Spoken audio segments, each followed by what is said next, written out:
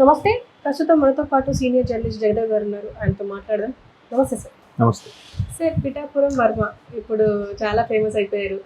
అంటే పిఠాపురంలో పవన్ కళ్యాణ్ పోటీ చేసినప్పటి నుంచి. కానీ ఇప్పుడు ఆయన ఒక మాట అంటున్నారు ఏంటంటే టీడీపీకి ఒకవేళ ఎన్టీఆర్ రావాలి అనుకుంటే ఒకవేళ వస్తే మేము ఆహ్వానిస్తాం, సినిమాలు మానేసి టీడీపీకి పనిచేయమని చెప్పండి, పదవి కూడా ఇప్పిస్తా అని చెప్పేసి అని అంటున్నారు. అసలు ఏంటి సార్? అంటే ఆయన ఏ సందర్భంలో ఇలా అన్నారు అంటే నేను అనుకున్నది ఏంటంటే ఎన్టీఆర్ గారిని తొక్కేశారు, ఎన్టీఆర్ గారిని టీడీపీ సముచిత స్థానం కల్పించట్లేదు, ఆయన క్యాన్వాసింగ్ చేస్తుంటే ఇంకా బాగుండేది అని రకరకాల వార్తలు.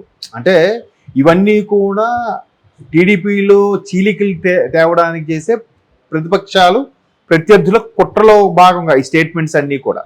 ఎందుకంటే గతంలో కొడాల నాన్నగారు కూడా ఎన్టీఆర్ గారి ఆయన ఫోటోను వాడుకున్నారు, జూనియర్ ఎన్టీఆర్ గారి ఫోటోని వాళ్ళ వైసీపీకి సంబంధించి దాంట్లో.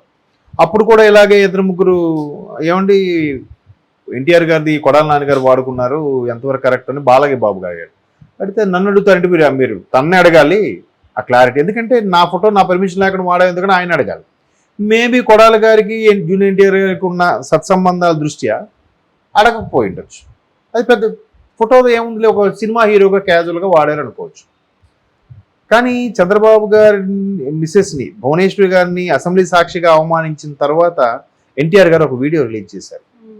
ఏదైనా ఇది కరెక్ట్ కాదు, ఫ్యామిలీ విషయాల్లో మాట్లాడడం కరెక్ట్ కాదు, సొంత విషయాల్లో మాట్లాడడం ఇంతకన్నా కరెక్ట్ కాదు, దట్టు ఒక మహిళకి అలాగా చేయడం అనేది ఎంతవరకు కరెక్ట్ అన్నట్టు కూడా ఆయన మాట్లాడాడు. అంటే ఎవరిని పేర్లు పెట్టకుండా సందర్భాన్ని ఉద్దేశించి మాట్లాడాడు. అయింది. ఇప్పుడు ఇవన్నీ వ్యాఖ్యల మీద ఎట్లా ఉంటుందంటే ఎన్టీఆర్ మా హక్కు మావాడు. ఎందుకు? ఎన్టీఆర్ గారు తాతగారు పెట్టిన పార్టీ.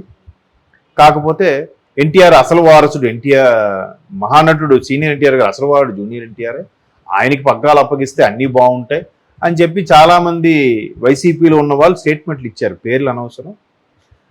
అయితే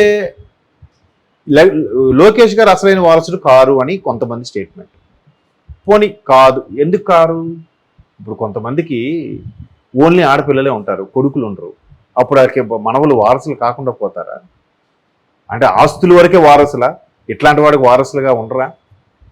పోనీ లోకేష్ గారికి డైరెక్ట్గానే ఆ పదవి ఇచ్చేశారా?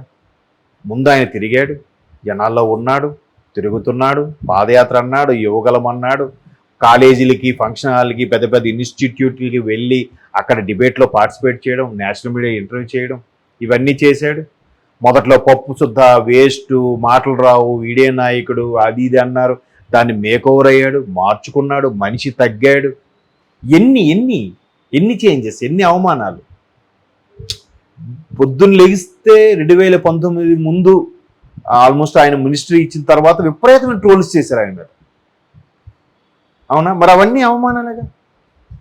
కానీ ఆయన తట్టుకొని నిలబడి తిరిగాడు, జనాల్లోకి వెళ్ళాడు, ఆ స్క్రిప్ట్ లేకుండా మాట్లాడాడు, వాడు ఎవడే క్వశ్చన్ అడిగినా సమాధానం చెప్పాడు కదా.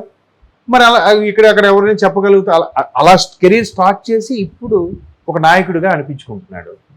మరి ఎన్టీఆర్ గారు 2009లో క్యాన్వాసింగ్కి వచ్చారు, చేశారు, ఆ తర్వాత యాక్సిడెంట్ అయ్యింది, ఇది అయిపోయింది. బట్ ఎన్టీఆర్ ఎప్పుడు చెప్పినా కూడా ఈ కట్టి కాలే వరకు తాతగారు పెట్టిన పార్టీకి అంకితం, వేరే పార్టీకి థాటే లేదు అని చెప్తారు. ఎందుకంటే ఆ కుటుంబ సభ్యులు వేరే తీర్థం పుచ్చుకోవడానికి ఛాన్సే లేదు.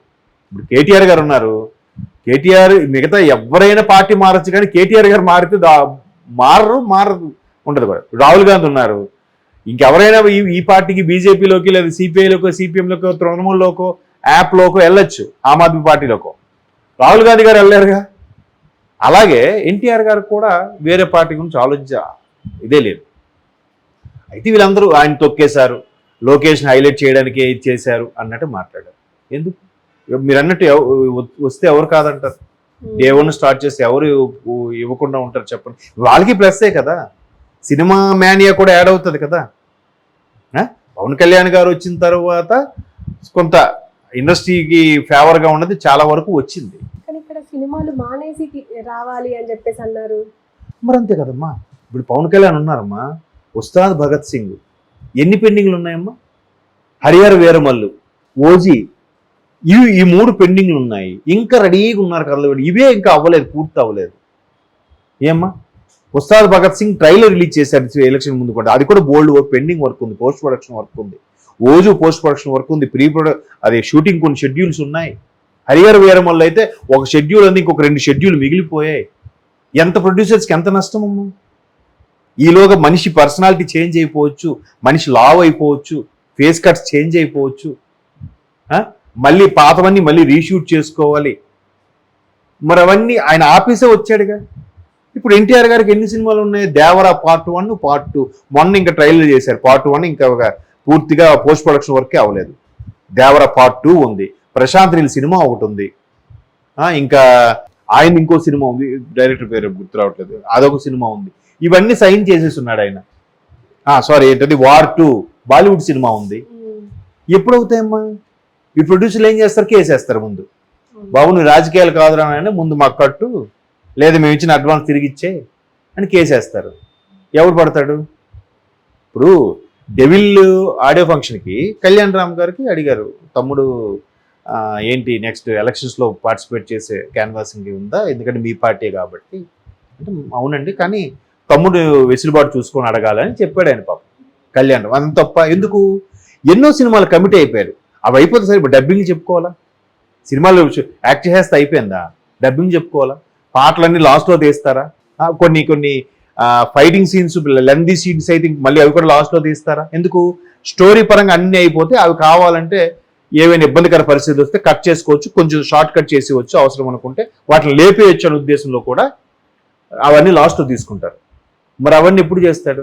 అవన్నీ అవ్వాలంటే కనీసం 40 రోజులైనా క్యాన్వాసింగ్ పార్టిసిపేట్ చేసి 40 రోజులు గ్యాప్ వస్తే సినిమాలు ప్రొడ్యూసర్ నష్టం కాబట్టి తమ్ముడిని అడిగి చెప్తా ఉన్నాడు. దాన్ని వీళ్ళు ఎలా చేశారు? వీళ్ళిద్దరికి ఆడడానికి ఇష్టం లేదని చెప్పి డెవిల్ సినిమాని సరిగ్గా ఆడనివ్వలే కొంతమంది ఫ్యాన్స్. అయితే డెవిల్ సినిమా చాలా బాగుంటుంది దేశభక్తికి సంబంధించి.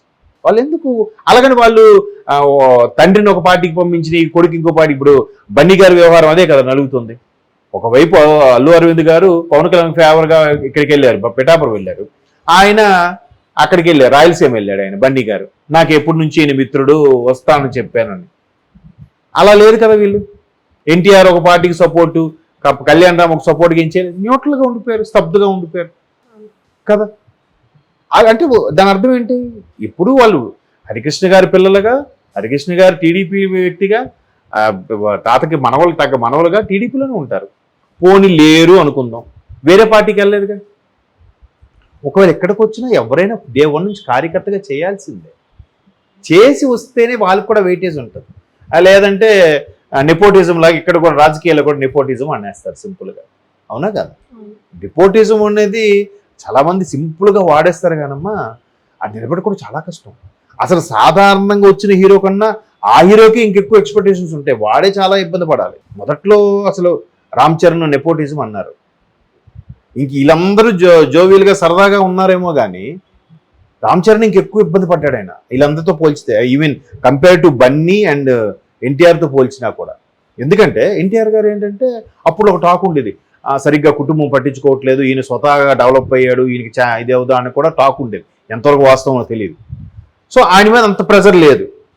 ఓకే, బన్నీ ఒక ప్రొడ్యూసర్ కొడుకుగా, అల్లు రామలింగ గారు అంటే ఒక సీనియర్ మోస్ట్ యాక్టర్ కమెడియన్గా వాళ్ళ అబ్బాయి కాబట్టి బన్నీ గారికి కూడా అంత ప్రెజర్ ఉండేది కాదు. బట్ మెగాస్టార్ కొడుకు, అన్ని ఎలిమెంట్స్ బాగా చేయగలిగే మెగాస్టార్ కొడుకు అంటే ఎంత ఎక్స్పెక్టేషన్ ఉంటుంది?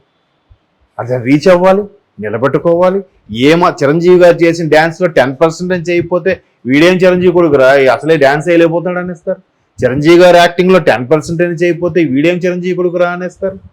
ఎన్ని ఉన్నాయి కదా.